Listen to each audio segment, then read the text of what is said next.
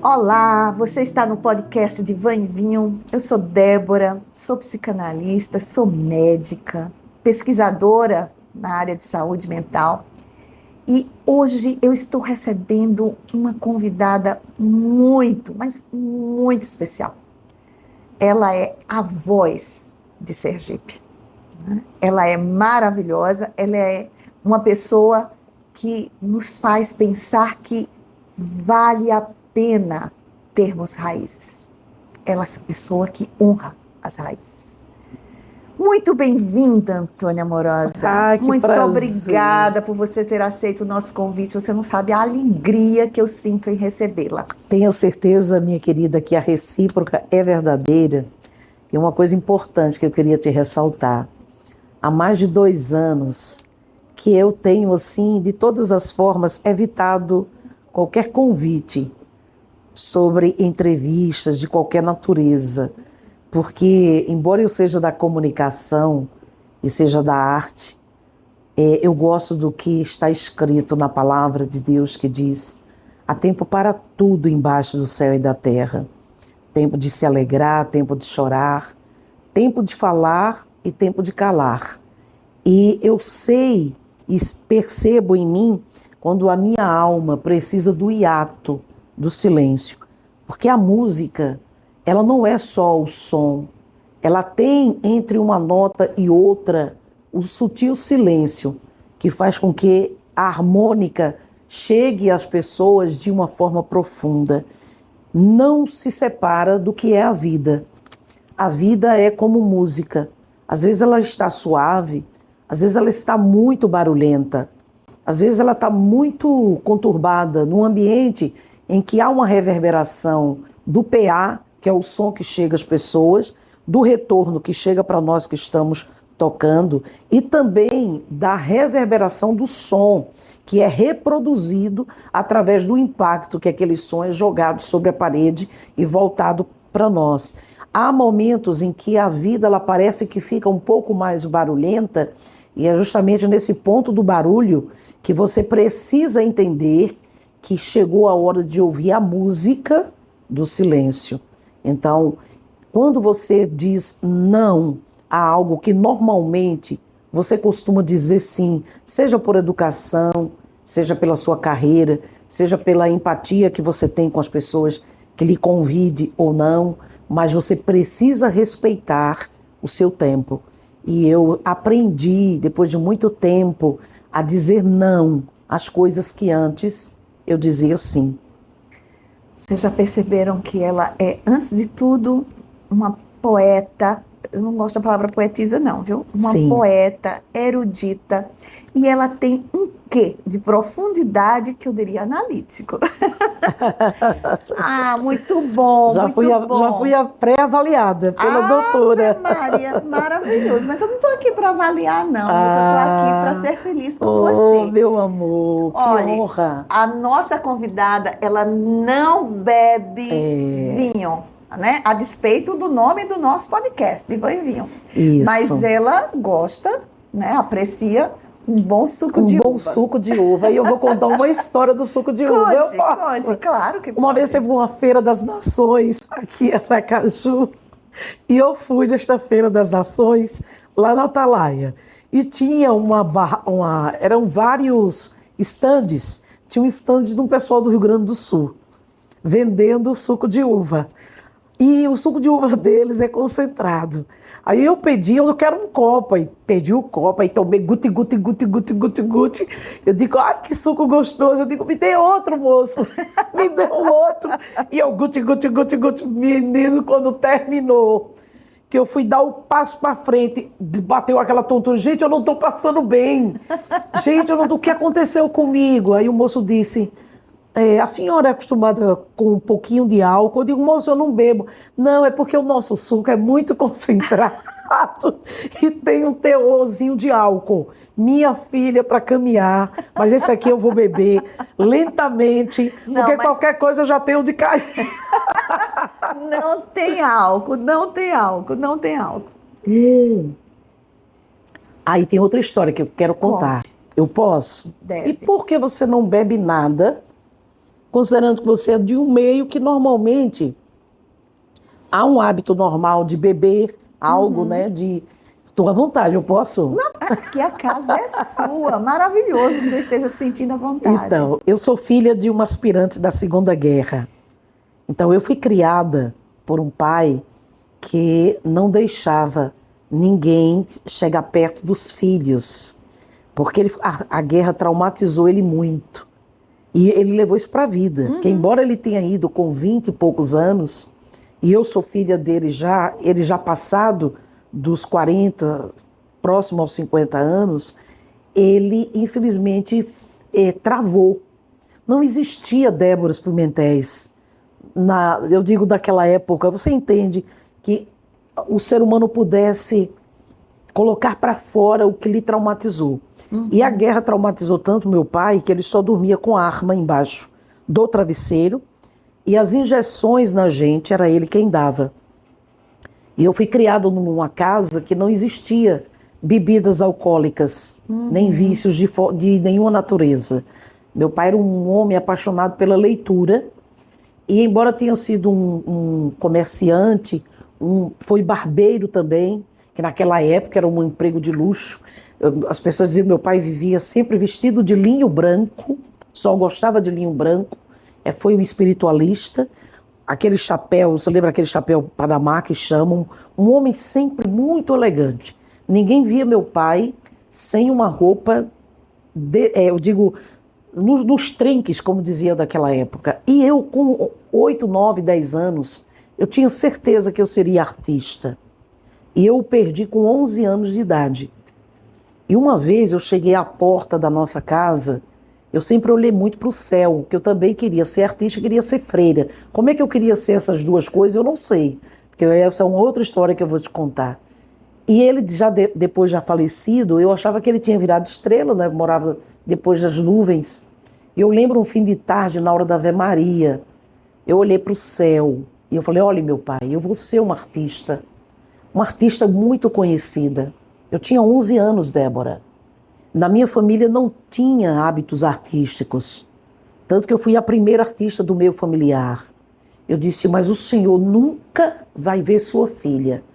Você vai entender essa resposta que eu disse. Fumando charuto ou bebendo cachaça. Por que charuto e cachaça? Porque eu não conhecia vinho, eu não conhecia cerveja, eu não conhecia uísque, espumante.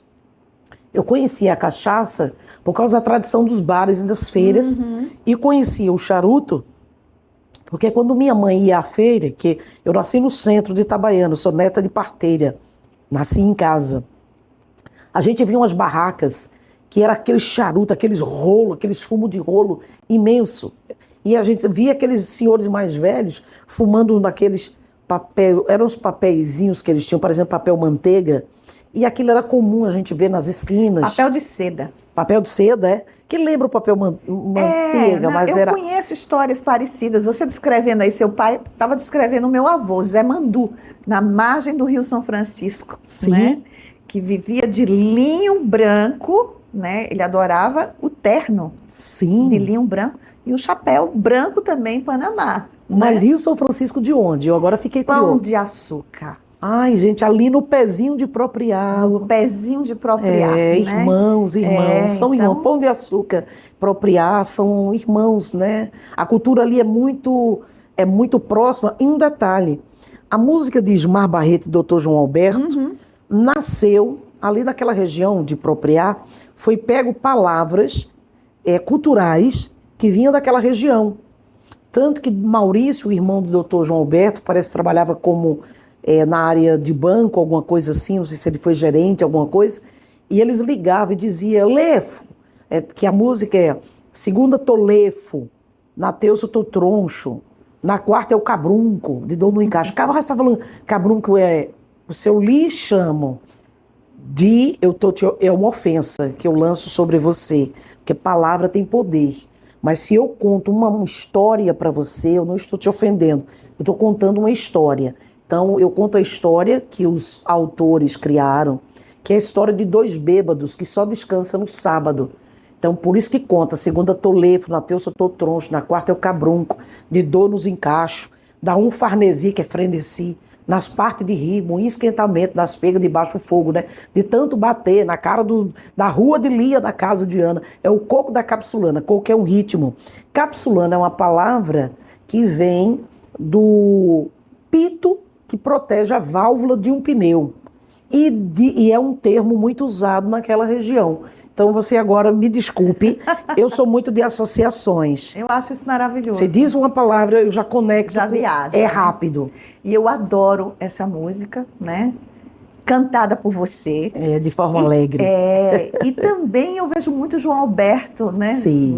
Nos nossos eventos, Ser humano saraus, lindo. da Sobrames, né? Ser humano lindo. Cantando aquilo de uma forma maravilhosa. Aquela luz dele não é uma luz só de fora, não. É a luz de dentro, de casa. A gente vivia muito juntos, né? Eu, João, Lenora, Ismar. Então a gente se reunia ali na casa de João só para cantar. E João adorava pegar o violão e ficar... Ele ama a música, mas ele ama tanto de transbordar. Por isso que transbordou Que hoje, em João Ventura. João, o filho dele. João, né? para mim, ele é a frutificação das memórias que vem do seu avô João Melo, do seu pai João Alberto, da sonoridade belíssima da sua mãe, que Lenora, ela canta lindamente, mas ela é o tipo do passarinho que só canta quando quer. Tem uns passarinhos que é assim, tipo, hoje eu canto. Não, hoje eu não quero cantar, hoje piu-piu-piu não tem. Eu já tive o privilégio de ouvi-la cantar. Eu gosto muito do timbre dela, gosto muito. E você então, canta? Não, mas eu encanto. Encanta, isso é fato. Isso é fato. Então, aquela família muito musical, né? Verdade. Isso é maravilhoso. E eu sei que você, né, fez essa, digamos assim, esse prenúncio aos 11 anos, que seria um artista. Sim. Mas parece que você começou a cantar mesmo quando você tinha 14 anos, né? Oficialmente, não. Eu comecei com 12 para 13, gravando pequenos comerciais na Rádio Princesa da Serra. Rádio Princesa da Serra. Alguém ouviu a minha voz, um rapaz chamado Oswaldo, um conterrâneo meu. Ele disse, menina, sua voz é diferente, eu preciso levar você para o rádio. O rádio foi minha escola. Eu escrevi novela para a rádio. Com 14 anos, eu já criava roteiros. Então, gente, é preciso que a gente faça um intervalozinho para dizer que essa mulher é multimídia, né? Porque ela não é apenas a cantora que a gente conhece tanto, né? Ela é muito mais. Ela é jornalista, ela é radialista, ela é roteirista, ela é compositora. Isso. Política. Também. Né? Muito política, ao ponto de estar escrevendo meu livro biográfico. E tem momentos que eu paro, Débora. Você entende o que eu falo. Porque quando uma coisa é alguém te biografar e outra é você fazer a sua autobiografia. Quando eu cheguei aos 21 anos de idade, eu tive uma crise de identidade muito forte. Eu estava no auge da minha carreira e eu cheguei ao ponto de me olhar no espelho e dizer, Senhor, eu olhava para o espelho, mas eu falava com Deus, não era com o meu eu interior, era com aquele que eu considero o autor da minha vida. Eu dizia, Senhor, uns dizem que eu sou isso, outros dizem que eu sou aquilo, e outros dizem que eu sou isso, mas aqui dentro o Senhor sabe quem eu sou. Ninguém consegue me enxergar aqui por dentro. Eu me sentia como alguém dentro de uma bolha. Eu não sei se você entende bem. É como se as pessoas projetassem no outro o que elas querem ver sobre o outro. Não consegue. Eu vou dizer uma coisa para você, Débora. Para mim só existe uma fórmula para você perceber o outro, que está para além do conhecimento, está para além da sabedoria, e está para além da vontade. É o amor. Você não tem como me entender se você não estiver sentada nessa cadeira e olhar para mim como uma criança, uma mãe, uma mulher como você e uma Amazonas, que é a chamada a guerreira da vida. Porque só nós mulheres, eu vou falar sobre mulher porque eu não sou homem, então eu não tenho como falar da natureza masculina, embora eu tenha em mim a força do meu pai e a força da minha mãe, mas eu sou uma mulher. E ser mulher, nesse mundo que nós vivemos, se tornar artista no mercado, no território que eu despontei, em tempos que não havia tecnologia, em que necessitava de uma entrega, de uma lealdade, de uma fidelidade. Com 18 anos, um advogado chamado Dr. Demócrito Laurindo me deu uma passagem da Varig, lembra da Varig? Varig! Varig, Varig, Varig! Só os antigos saberão. Acho que os novos vão dizer Varig, Varig, deixa eu ver o que é isso. Vai pesquisa aí no Google que tu vai saber o que é. Me deu passagem aérea para São Paulo, lugar para ficar, em uma casa noturna que ele já tinha feito contato para que eu me apresentasse. Ele disse, o Brasil vai te conhecer. Aí me entregou a passagem. Aí eu peguei a passagem, devolvi para ele e disse, doutor Laurindo, eu não vou representar um povo que não me conhece. Aí ele arregalou, ele disse, mas todo mundo quer sucesso. Eu disse, eu não quero sucesso, eu quero jornada. Eu tinha 18 anos, Débora.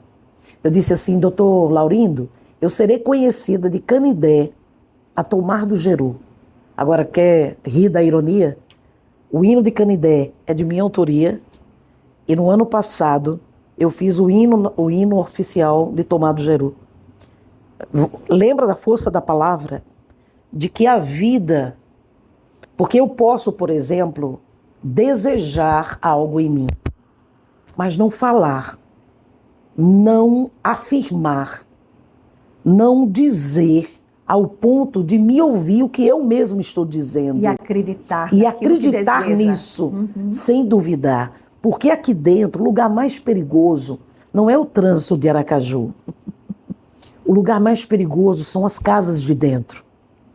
Eu vejo muito o interior da gente como uma grande fazenda com muitas porteiras. Veja, eu estou usando uma semiótica aqui. Eu estou usando fazendo uma espécie de desenho entre uma casa de fazenda e como eu vejo o interior da gente. Existem os quartos, as escadas de cima e as escadas para baixo. As escadas para baixo, à medida que você vai descendo, parece que a madeira de lá, embora a chuva não caia sobre ela, há uma umidade natural que gera nela um som. E quando você desce nessas escadarias, que estão abaixo da casa, ela fica no subterrâneo da casa, é um lugar onde se guarda tudo aquilo que eu não consegui liberar. E isso compromete a saúde da parte superior da casa, que é o lugar onde seu corpo transita de uma forma mais contínua. Eu falo isso por uma intuição, eu não falo isso por uma convicção. Você me entende? Eu não tenho conhecimento. Veja, mas eu acho que a teoria caminha por aí, não é? Nós temos uma casa subterrânea. Aliás, a gente nem conhece a própria casa. Isso, você compreende? Mas chega nas escadarias do subterrâneo. Nem que seja para dar uma espiada. Nem que seja para tentar buscar algo que esqueceu. O problema é quando se perde lá embaixo. Isso. Porque o descer é perigoso. Se você não descer sabendo como vai, com quem vai, para o que vai e qual a motivação para estar indo até lá. Você entende bem muito, sobre o que eu falo? E eu sou muito... à medida, eu vou vivendo, mas eu vou estudando muito o que eu vou vivendo. E eu tenho um problema, que mesmo lutando para fazer tudo o que é certo, eu ainda me cobro se realmente eu fiz certo. Então eu tenho uma autocobrança que às vezes excede. Então o que eu faço quando eu percebo que eu estou passando do ponto? Eu horizontalizo. O horizontalizar não é ficar deitado o tempo todo, não é sobre isso que eu estou falando. É soltar as armas. Porque se você continuar carregando, a arma pesa. Querer o controle sobre tudo. Tudo, Né? a arma pesa. Você precisa montar em seu cavalo. O cavalo, tudo isso que eu estou dizendo são... Eu gosto de comparar Metáforas. com a arte. E são metáforas. Eu estou usando, talvez uma visão do meu paradigma, não sei. Mas eu gosto de falar o que eu estou vendo. Tá? Eu estou falando o que eu estou vendo no meu espírito, na minha alma. Como a minha alma está desenhando essa visita que eu estou fazendo sobre mim. Então, tem momentos em que eu fico cansada. Eu lembro de uma passagem de duas coisas, de duas pessoas. Um foi um amigo chamado Gélio Albuquerque. E o outro foi Araripe Coutinho, meu grande amigo. Araripe é uma pessoa que eu conheci de perto. Meu filho de coração, meu irmãozinho. Maravilhoso. Que eu puxava a orelha, mas ele me amava. Gélio disse que eu boicotava a minha carreira. Gélio era psicólogo, não era? Eu não sei. Gélio, acho que... Ou era psicoterapeuta, algo assim. Ok. Era algo nesse, não sei, enfim. Ele transitava por aí. Mas eu nunca fiz consulta com ele. Não, nunca fiz. Mas ele disse isso, Araripe me disse. Olha, ele disse que você boicota o seu sucesso. Era como se eu cresci num ambiente que diziam que Sergipe não amava Sergipe. Que os sergipanos tinham um desamor por si mesmos. E que eles precisavam de um chapéu que não fosse deles para um certo pertencimento. Que essa valorização das coisas não passava por nós, mas tudo aquilo que não fosse nosso. E eu fui estudar história para tentar entender esse comportamento coletivo, porque é um comportamento coletivo. Uma vez João Barreto Neto, que era um grande jornalista daqui, um querido meu, disse que uma vez estava assistindo uma apresentação minha no Teatro Ateneu, no Pixinguinha, em 88. E alguém fez um elogio, que artista fantástica e tal. Aí alguém chegou e disse, ela é daqui. Aí disse que a pessoa virou e disse, fez isso aqui. Daqui? Como assim? Deu para entender o que a pessoa estava admirando, deixou de admirar, porque era daqui. E aí eu fui estudar, porque tudo está na história. As pessoas falam, toda vez que vão falar sobre Sergipe, você vê que eu conecto um monte de coisa, né? Adoro. Pronto, eu vou conectando. O divã é um lugar que a gente faz associação livre. Pronto, perfeito. Costumo dizer que Sergipe é o menor território brasileiro, e eu fui estudar sobre isso. E Sergipe ele não nasceu pequeno territorialmente. Sergipe tinha 210 mil quilômetros quadrados. Sergipe ia até a praia de Itapuã. Uma parte de Paulo Afonso era Sergipe. Não é que Sergipe um dia foi a Bahia. Na Bahia existem descendentes de sergipanos. Sergipe foi reduzido a 21 mil quilômetros quadrados, de 210 mil a 21 mil. Um único político que tentou restabelecer uma releitura, pelo menos histórica, desse contexto territorial do nosso estado, foi o ex-senador Francisco Hollenberg. Dr. Francisco Hollenberg. Chico Hollenberg, durante a Constituição de 88, do qual ele não logrou êxito, porque os representantes políticos da Bahia disseram não. Na Bahia ninguém mexe. Não é que Chico queria que as terras de Sergipe voltassem. Não era isso que ele queria. Ele queria apenas que os territórios fossem colocados dentro do seu contexto original. Quando eu estava como gestora, eu inclusive propus ao reitor da Universidade Estadual daqui, a UFS, eu disse o que acha de fazermos um seminário da história entre Sergipe e Bahia, misturando historiadores de lá com historiadores de cá. Porque, eu não sei se você sabe, eu canto tudo sobre Sergipe. Eu só não canto o hino de Sergipe. Você sabia disso? Não. Sabe por quê? Porque eu estudo sobre hinos. A função do hino é exaltar um povo. Não é colocar um povo para baixo. Quando eu assinava uma coluna no Correio de Sergipe, assinei por 8 anos, eu fiz um artigo sobre o hino de Sergipe e mostrei que o hino, dentro do seu contexto original, nos chamava de povo intrigueiro. E eu volto ao início da nossa conversa. Palavra tem poder. Eu não vou chamar o meu povo de intrigueiro, porque intrigueiro vem de intriga. E ela não começa muito bem. Alegrai-vos, sergipanos. No período em que houve a separação, houve também uma divisão de opiniões sobre isto ou aquilo, se devia ser separado ou não. E ali foi chamado um padre e um músico. E eu, conhecendo como eu conheço os trâmites culturais e políticos, eu só imaginei o diálogo. Padre, precisamos de um texto que a gente diga para o povo ficar feliz, porque agora nós somos um povo independente, parar de brigar com o povo da província maior. E dentro da letra original tinha isso, tanto que depois do meu artigo não cantam mais a parte do intrigueiro e não cantam mais a parte para deixar de murmúrio com o povo da província maior. Olha, intrigueiro e murmurador. E a função de... Olha, eu vou estimular você a ver o hino do Rio Grande do Norte, de Pernambuco, do Rio Grande do Sul, todos os outros hinos por aí. E faça a comparação. O hino nacional brasileiro foi mudado 3 vezes. E vem um detalhe importante.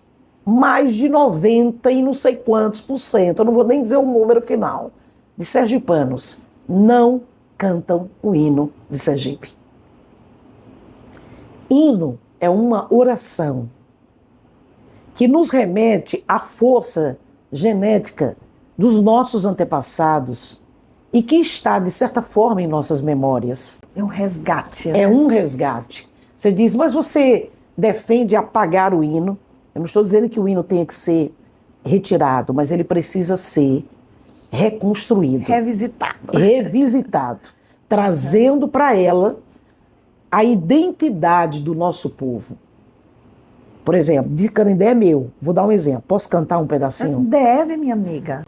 Terra boa, Canindé do São Francisco, dos costumes aos vaqueiros gloriosos. Chão velho de cima, meu berço de baixo, velho Chico deita e dorme em seu colo. Sou feliz, nessa terra Deus descansa, onde o quênio prova sua existência. Cabocla que canta, sertanejo que luta. Aí vem o refrão. Canindé de terra e água, gente forte que abre trilhas, das caatingas, gados e aboios, onde o povo vive a paz, o sol que brilha. Veja, eu trago a estima para cima. É sobre isso que eu falo. Você me entende? Então, às vezes já me chamaram para cantar o hino nacional. Aí, olha, para você cantar o hino nacional, o hino de Sergipe. Eu nem vou dizer as instituições. Só diga ao presidente que eu canto o hino nacional, mas o de Sergipe, por amor a Sergipe, eu não canto. Aí fica todo mundo sem entender nada. Como é que pode? O moleque ama Sergipe. Por isso, porque eu amo tanto que não me permito chamar meu povo de triste. Maravilhoso isso. Essa sua leitura, para mim, foi fantástica. Né? E eu preciso ler essa letra, né? Porque Sim. eu não canto o hino de Sergipe. Sim, né? Olha só. E você, para mim, é uma sergipana, viu? Alagoas, perdão, perdão. Tal como o Cleimilda, ela também é nossa. Um pedaço é de vocês e a outra é da gente. Somos co-irmãos Alagoas. Essa mulher tão linda assim é da gente. Ah, que lindo. Que lindo, que lindo. Você é maravilhosa, amiga. Ô, Débora. Eu tenho uma admiração gigante por você. E na sua comemoração, foi dos 40 anos 40. que você fez no Yacht Club, né? Eu fui lá lhe prestigiar. Obrigada, porque eu achei Rita. que você foi sensacional. Você passeia por vários gêneros musicais, Sim. né? E resgata essa força, essa energia da terra. Isso. Né? Então isso é incrível. Você percebe que no meu repertório eu não me deixo levar pela força da mídia. Eu não deixo a mídia ditar as regras do jogo para mim. Para mim, a maior felicidade é quando me deparo com ouvidos livres. Ouvidos que têm discernimento do que seja uma boa música, que independe da sua idade. Alguém pode estar produzindo uma bela música agora, mas você não pode desmerecer a beleza de uma música que foi feita há mais de 100 anos atrás.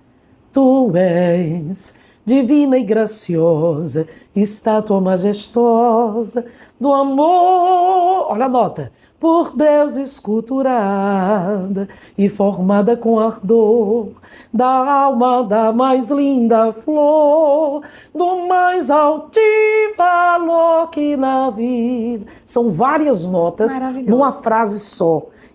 Isso é de uma riqueza que a gente não pode se permitir deixar que matem. Pior é que a nova geração desconhece totalmente esses grandes compositores. Grandes clássicos. A música brasileira produz o que tem de melhor, mas as novas gerações, por causa do consumismo e do imediatismo, foi privado de acessar a essa riqueza. Um dado interessante que vale aqui destacar com você, houve um programa Justus, não sei o que, Roberto Justus, onde ao final teve uma grande final com 3 candidatos e esses 3 foram desafiados na área cultural. Apenas um se destacou. Veja bem a importância sobre esse detalhe que eu vou te falar. Estão formando muitos profissionais, professores, médicos, jornalistas, advogados, engenheiros, etc, etc, mas não está se dando a esses cidadãos o conhecimento cultural. Tem uma frase de Fernando Pessoa que ele diz: não há tejo maior do que minha aldeia. Você pode rodar o mundo, mas se você chega na França e não é capaz de abrir a boca no jantar, em um evento, e conseguir falar de forma fluente sobre a cultura do seu lugar, você não é um cidadão do mundo. Você é apenas um viajante que tem dinheiro para viajar. Cidadão do mundo você não é. Você me entende? Porque existe nesse contexto histórico, eu volto à questão do que foi tirado de nós. Que quando foi tirado de nós, dentro de uma perspectiva de ancestralidade, levou muito da nossa estima. Porque estima é passada de geração em geração. Eu fui fazer uma turnê na Alemanha em 2004 e eu fui recebida por uma família de alemães. Do avô ao pequenininho de 2 anos, estavam todos vestidos com roupas folclóricas. Eu desafio você ou qualquer pessoa me mostrar quando aconteceu em Sergipe uma festa social, um jantar, alguma coisa em que receberam vocês de cacumbi ou vestido disso ou daquilo. Não vestem. Porque há uma vergonha da história. O orgulho, o fanismo, sabe, a coisa, isso, se perde, né? De não reconhecer a força dessa matrix, dessa raiz. Eu fui convidado uma vez para cantar em um circo daquele ator, como era o nome dele, meu pai? É um ator muito conhecido, que ele é dos olhos claros. Você sabe quem é? Um branquinho. O nome dele, ele é bem conhecido. Eu quebrei o protocolo, eu me vesti de São Gonçalo. Que maravilha. E me apresentei no circo dele vestida de São Gonçalo. Eu estava linda, foi linda. Mas São Gonçalo não é me vestir de São Gonçalo, tá bom? Ok, foi uma oportunidade de promover a nossa cultura. Eu acho que ele foi casado com Caroline Dickmann. Isso. É um dos olhos, ele acho que ele tem olhos azuis, eles são verdes. Me desculpe, irmão, eu esqueci o teu nome. Nem tudo eu lembro, né, amiga? Nem tudo eu lembro. E a gente não tem que se cobrar por isso, não, e tá tudo bem. Tá tudo bem, tá tudo bem. Você já fez terapia alguma vez? Nunca fiz. E Araripe. Como é o nome dele? Marcos Frota. Marcos Frota, nunca fiz terapia. Araripe, eu vou homenageá-lo novamente. Ele dizia assim: Estrela, você é muito guerreira, Estrela. Mas é muita coisa nos seus ombros, Estrela. Você precisa, Estrela, fazer uma terapia e tal. Eu digo, quem sabe, qualquer dia eu faço. Eu acho que eu vou conversar tanto. É tanta coisa para falar, é tanta coisa para dizer. Mas eu acho que, de uma certa forma, você é uma pessoa tão lúcida, sabe, Amorosa? Que tem uma visão de mundo tão incrível, tão sensível, que Eu acho que nenhum terapeuta ia dar conta de você. Será, Débora? Só se a gente buscasse o Dr. Freud lá em Viena. Ai, mas eu tenho um segredo para lhe contar. Conte. Tenho que contar. Se eu estou aqui no divã, uma coisa que eu pedi a Deus, Senhor, eu quero ser muito verdadeira com Débora. Eu quero que ela me veja, porque pode ser que ela encontre algo que eu precise. Porque não é só uma entrevista, é uma entrega sua para aquele que está na vitrine, mas e depois da vitrine? O que está lá? E depois da janela fechada? O que é que está lá? Então eu acho essa sua visão de trazer quem está na vitrine sensacional, porque são poucas pessoas que conseguem ver os que caminham nas vitrines. A vitrine dói. Dói. Cada um vai ter que se haver com isso. Isso. Você me entende? Dói, porque o julgamento é muito grande. E a gente vive um mundo, né, do julgamento, né? Onde só existem esses haters, essas pessoas também que só buscam ampliou os likezinhos da mas vida, multiplicou. né? A humanidade sempre foi isso. Nunca foi diferente. Nunca foi diferente nas pequenas, por exemplo, nas ruas dos vizinhos, quando um vizinho, eu tinha vizinhos que, vou contar, quando uma vez numa noite de Natal, tá vindo as coisas, eu preciso falar, não é? Eu acho bom. Né? Catarse. Isso. Veio agora. E eu abri o fogão lá de casa, eu falei, esse fogão não tá muito brilhando. Eu disse, eu vou colocar o meu sapatinho no fogão de Laizete, que era uma vizinha nossa. Aí fui levar no fogão, pus lá o sapatinho, que eu achava que o Papai Noel existia. Meu pai já tinha falecido. E aí, na véspera de Natal, lá vem os vizinhos, todo mundo com presentes para me dar. E ali, eles não sabem, eles desmoronaram a minha árvore. Eles acabaram com as minhas bolinhas, porque foi uma grande decepção para mim. Os presentes não me trouxeram alegria, porque eu vi ali que Papai Noel não existia. E eu tinha um olhar sobre ele, eu sempre fui muito... eu volto ao que eu disse para você, que eu precisava lhe confidenciar. Desde os meus 8 para 9 anos, que eu escrevo cartas para Deus.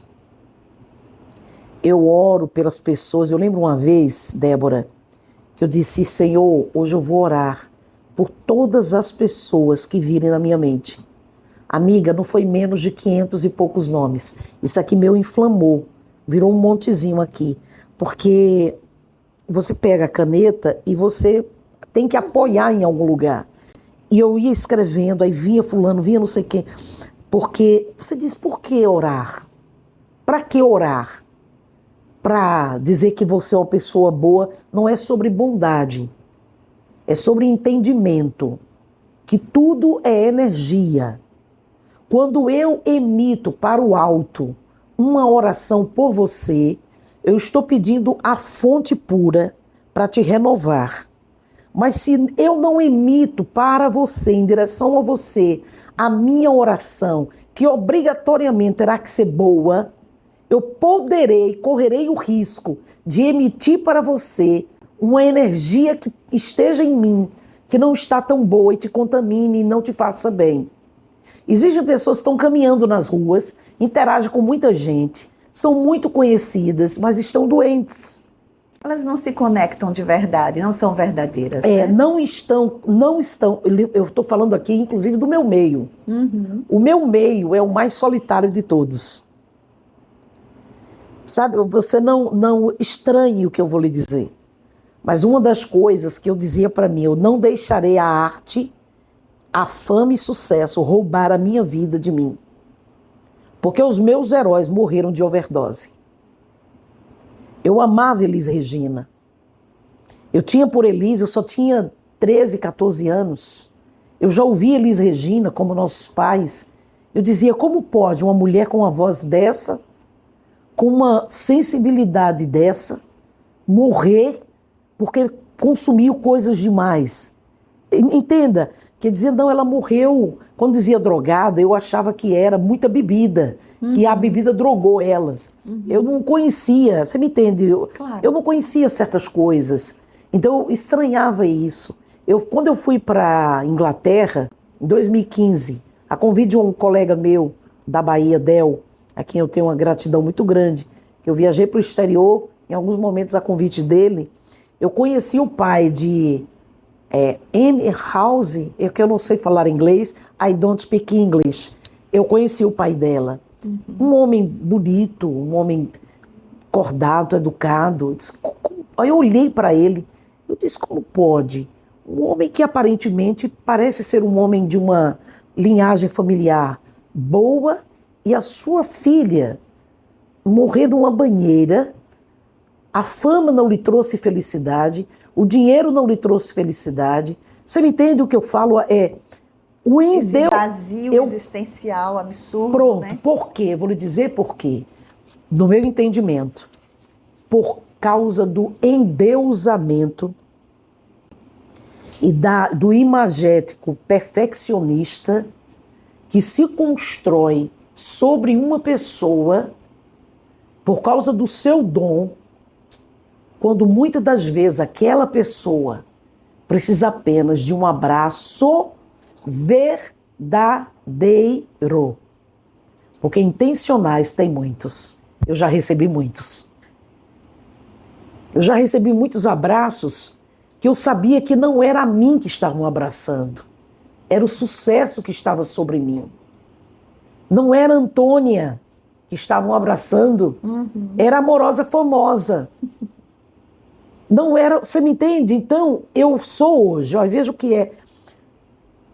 Dificilmente você me vê em ambientes sociais. Eu só vou em missão, não me demoro, na hora que na minha alma diz, hora de voltar para casa. É que eu sinto, amiga, eu vou dizer como estou contando coisas aqui que eu não contei para ninguém. Jesus, aqui esse divã é bom. Divã. Meus amigos mais próximos sabem disso. Às vezes eles me davam as coisas, me davam fotos. Araripe fazia muito isso comigo. Nossa, poetinha. Estrela, fulano, como você analisa? Eu digo, por que você quer saber? Que ele queria que eu era assim, eu evito ligar o meu radar. Não sei se você me entende. Eu sinto tanto, amiga. Hoje eu sei me defender. Eu ia fazer shows em cidades, eu sentia a energia da cidade. Pensamentos, falares, agires, tudo isso constrói uma atmosfera territorial. A energia que você sente numa cidade como Cumbi não é a mesma energia que você vai sentir em Capela. Não é a mesma coisa. Você está compreendendo o que eu estou falando? Então, eu chegava em Aracaju, parava no hospital.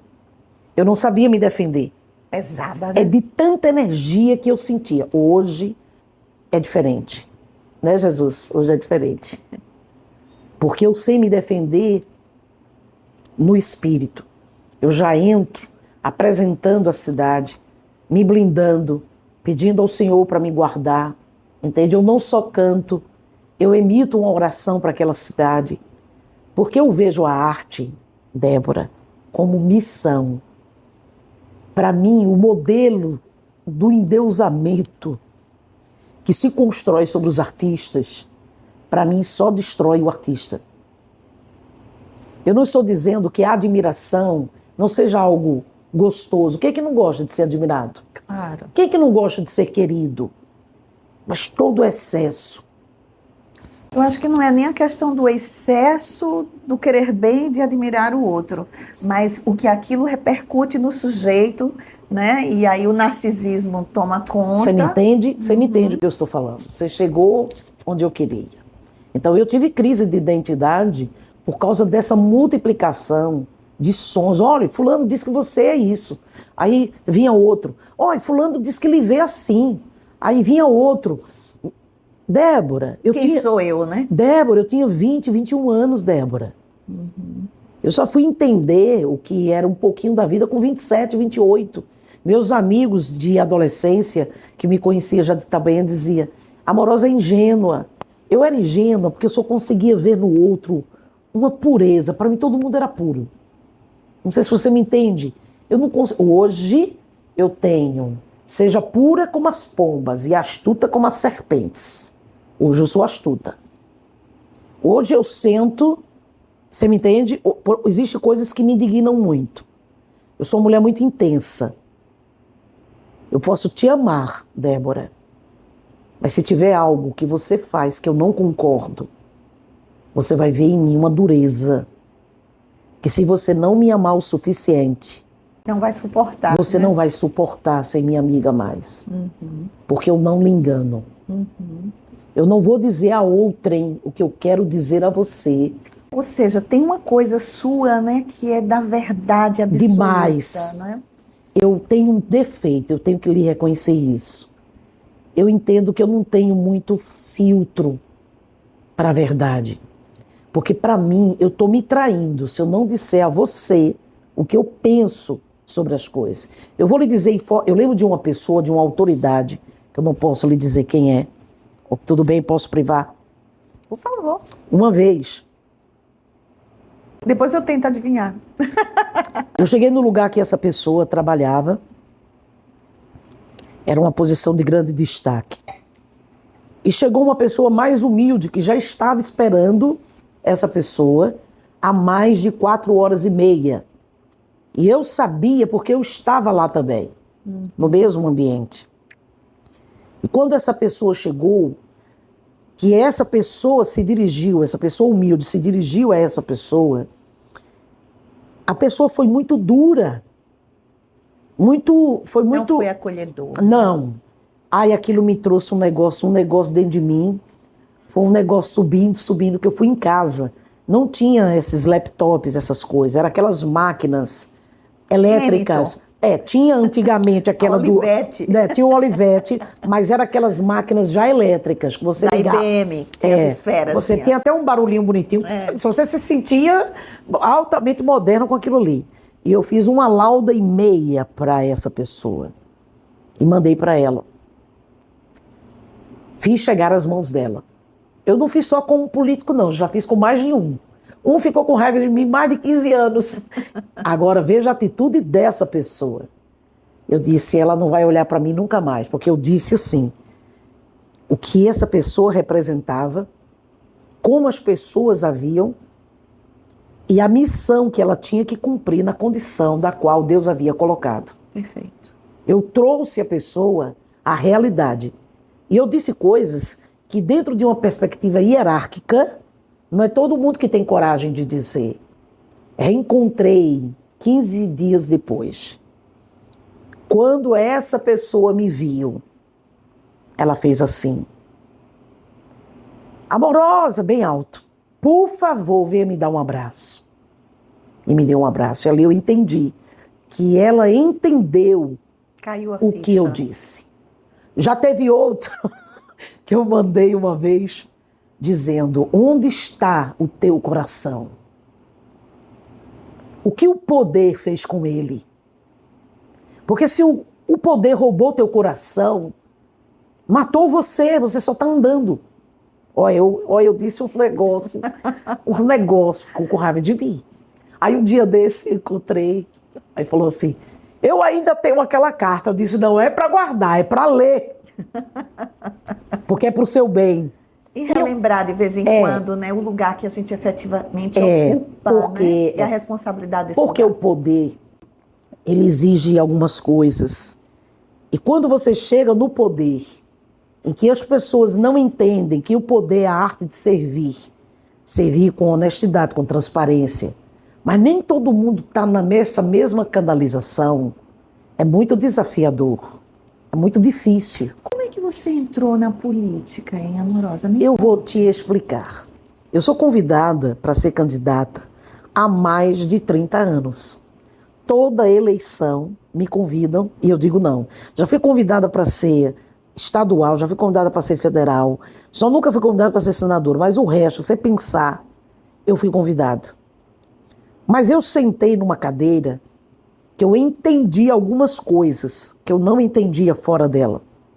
Eu já fui diretora de arte e cultura 4 anos no governo de João.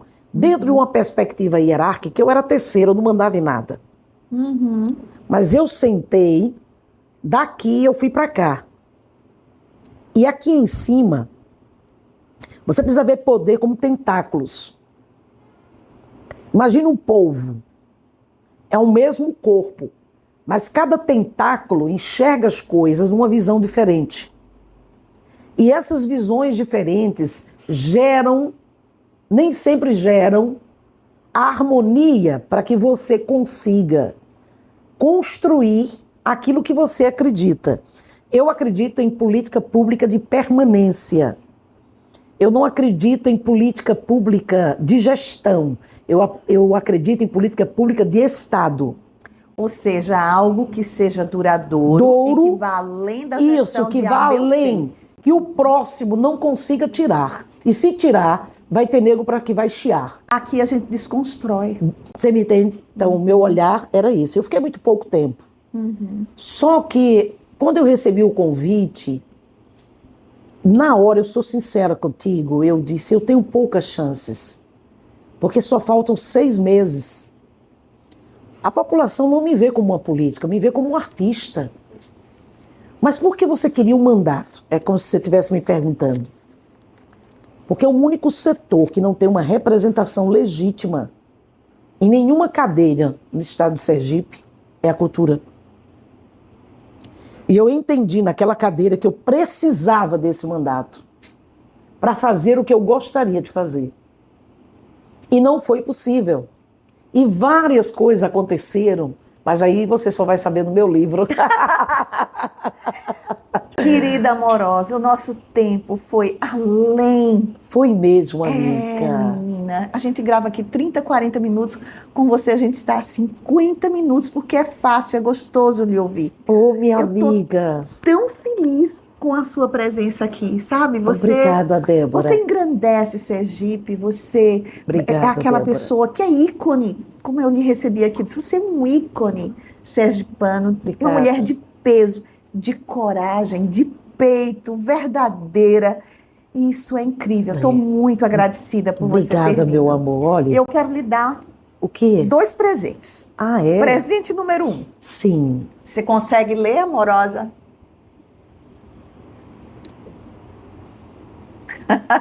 Viver bem. Ai, é minha escolha. Viver bem é minha escolha. Não importa o que aconteça. Viver bem é minha escolha. Mesmo que o dia pereça. Obrigada, Débora, por esse carinho de me acolher como uma irmã, de me receber, de me abraçar, de me ouvir, de me entender. Maravilhosa. Um beijo, meu amor. Te amo, minha amiga. Ah, fiquei tão feliz. Obrigada, A obrigada. sua presença aqui é um grande presente para mim. Obrigada, né? meu amor. E aqui amor. tem uma lembrancinha do Instituto Inovamente. Amor. Né? Obrigada. Pode abrir, é? Pode. Pode. Eu quero sei que pode não dar tempo, mas vocês já tiraram e tá tudo bem. Eu vou abrir, que eu gosto de que a pessoa veja o que eu acho, né? Gente, eu converso mais do que a preta do leite, né? Eu vou dar trabalho para ele. Ó, qual é o nome dele? André Júlia. André Júlia. Essa mulher falou demais. Ai, que fofo. Vou colocar na minha cabeceira. Eu acho que tanto serve para o gelado como para o quente, né? É mesmo? Então vai Que ser bom ótimo para gosto. você, para levar o seu chá ou Olha, o seu gente, café. que lindo. Né? Só não é para cerveja, porque você não toma não cerveja. Bebo, não. Mas o suquinho, vou terminar de tomar antes de sair. Claro. E eu gostaria de agradecer novamente, inclusive a você que está nos assistindo, né?